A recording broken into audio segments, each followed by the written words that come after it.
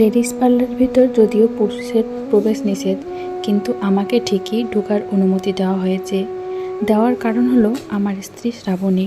পাশের ফ্ল্যাটে ভাবি নাকি শ্রাবণীকে বলেছে নাকফুল না পড়লে স্বামীর অমঙ্গল হয়, তাই সে নাক ছিদ্র করতে পার্লারে এসেছে। কিন্তু পার্লারের মেয়ে যখন ওর নাক ছিদ্র করতে যায় তখনই সে জোরে চিৎকার করে, তাই আমাকে বাধ্য হয়ে ভিতরে ঢুকতে হয়েছে।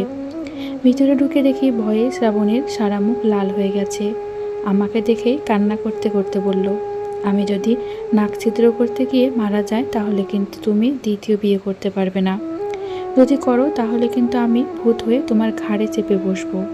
শ্রাবণীর এমন ছেলে মানুষের কথা শুনে পাশে বসা ভদ্রমহিলা মুচকি হেসে বলল, প্রেমের বিয়ে নাকি? আমিও মাথা চুলকাতে চুলকাতে মুচকি হেসে বললাম, জি। আজ 2 বছর পর আমি শ্রাবণীর হাত ধরে বসে আছি। ওর কপালের নীল রগটা ভেসে উঠছে, চোখের কোণ বেয়ে টপ টপ করে পানি পড়ছে, কিন্তু মুখে একটা মিষ্টি হাসি লেগে আছে। ওর এই চেহারার দিকে তাকিয়ে খুব অবাক হচ্ছি। কয়েকদিন আগেও যে মেয়েটা মুখে একটা ব্রণ হলে সেই ব্যথাটা সহ্য করতে পারতো না, আজ সেই মেয়েটা খুব সহজেই প্রসব ব্যথাটা হাসি মুখে সহ্য করছে। মাতৃত্ব খুব অদ্ভুত রকম জিনিস। একটা মেয়ে মা হলে কতটা যে পরিবর্তন হয়ে যায় তা শ্রাবণীকে না দেখলে বুঝতাম না। যে মেয়েটা খুব খুঁতখুঁতে ছিল, ময়লা কিছু দেখলেই যার গা শিরশির করতো, সেই মেয়েটা এখন অনায়াসে সন্তানের পায়খানা পরিষ্কার করতে পারে। যে মেয়েটার গায়ে একটা ময়লা লাগলে সাথে সাথে গোসল করতো, সেই মেয়েটার জামা এখন সবসময় অর্ধেকটা ভেজা থাকে সন্তানের প্রস্রাবে।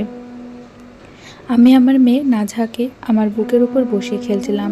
হঠাৎ আমার মেয়ে আধো আধো গলায় বলল, বাবা। আমি আবারও খেয়াল করে শুনলাম আমার মেয়ে বলছে, বাবা। আমি সহজে কাঁদি না, এমনকি খুব বেশি কষ্ট পেলেও আমার চোখ দিয়ে এক ফোঁটা জল বের হয় না। কিন্তু আমার মেয়ের মুখ থেকে প্রথমবার বাবা ডাকটা শোনার পর আমি আমার মেয়েকে জড়িয়ে ধরে কেঁদেছি। টিকা দেওয়ার সময় যখন ডাক্তার আমার মেয়ের শরীরে ইঞ্জেকশন দিচ্ছিল, তখন মনে হচ্ছিল কেউ আমার হৃৎপিণ্ড ছিদ্র করে ফেলেছে। আমার মেয়ে রাতে ঘুমালে আমি আমার মুখটা আমার মেয়ের কাছে নিয়ে যাই। মেয়ের মুখের গরম নিঃশ্বাসটা যখন আমার মুখে পড়ে, তখন নিজেকে পৃথিবীর সবচেয়ে সুখী মানুষ মনে হয়। আমার মেয়ের শরীর একটু খারাপ হলে আমি সারা রাত ঘুমাতে পারি না। সারা রাত আমি আমার মেয়েকে কোলে নিয়ে বসে থাকি। শ্রাবণী ঘুমাচ্ছে, আমি আমার মেয়েকে কোলে নিয়ে বসে বসে ভাবছি, আচ্ছা, শ্রাবণীর বাবাও হয়তো শ্রাবণীকে এমনটাই ভালোবাসতো যেমনটা আমি আমার মেয়েকে ভালোবাসি। আমার মেয়ে যদি কোনোদিন একটা অচেনা ছেলেকে নিয়ে এসে বলে, বাবা আমি একে ভালোবাসি, আমি তো কখনোই হুট করে মেনে নিব না। তারপর সেই ছেলেটা যদি আমার মেয়েকে ইমোশনালি কিছু কথাবার্তা বলে, আমার মেয়েকে নিয়ে পালিয়ে যায়, তখন তো সেই ছেলেটার প্রতি আমার রাগ থাকবে, এটাই স্বাভাবিক। না, আমি আর ভাবতে পারছি না। এই মুহূর্তে নিজেকে পৃথিবীর সবচেয়ে খারাপ মানুষ মনে হচ্ছে। 4 বছর আগে আমি ঠিক এভাবেই শ্রাবণীর বাবা থেকে শ্রাবণীকে আলাদা করেছিলাম। এখন নিজে মেয়ের বাবা হওয়ার পর বুঝতে পারছি আমি সেদিন শ্রাবণীকে নিয়ে পালিয়ে কত বড় ভুল করেছিলাম, আর কতটা কষ্ট দিয়েছিলাম শ্রাবণীর বাবা মাকে। সকাল 5টা বাজে।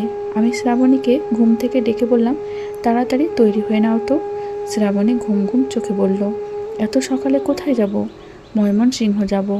আমার কথা শুনে শ্রাবণী অবাক হয়ে বলল, ময়মনসিংহ? কার এখানে যাবে? আমি জুতার ফিতা লাগাতে লাগাতে বললাম, কোথায় আবার? তোমাদের বাসায় যাব। কিন্তু বাবা। তোমার বাবার এক পায়ে তুমি, আরেক পায়ে আমি ধরে বসে থাকবো। আশা করি 4 মিনিটের মাথায় তোমার বাবা আমাদের 4 বছরের পাপ মাফ করে দিবেন। শ্বশুরবাড়ি যাবার পর শ্রাবণী যখন ওর বাবার বুকে মুখ লুকিয়ে কাঁদতে থাকে, তখন শ্রাবণীর বাবা শ্রাবণীকে বলল, দিলি তো আমার কুঁচকে যাওয়া পাঞ্জাবিটাকে আরও কুঁচকে। তুই মা চলে যাওয়ার পর আমি প্রতিদিন ভেবেছি তুই কোনো একদিন আমার কাছে এসে বলবি, বাবা তুমি কেন কুঁচকে যাওয়া পাঞ্জাবি পরো। আমি তখন আগের মতো হাসি মুখে বলবো, ভুল হয়ে গেছে মা, দে পাঞ্জাবিটা একটু আয়রন করে দে। আমি আমার মেয়েকে দিকে তাকিয়ে আছি। এমন সময় শ্বশুর আমার মাথায় হাত রাখলে আমি কান্না ভেজা চোখে আমার শ্বশুরকে বললাম, বাবা আমিও মেয়ের বাবা হয়েছি।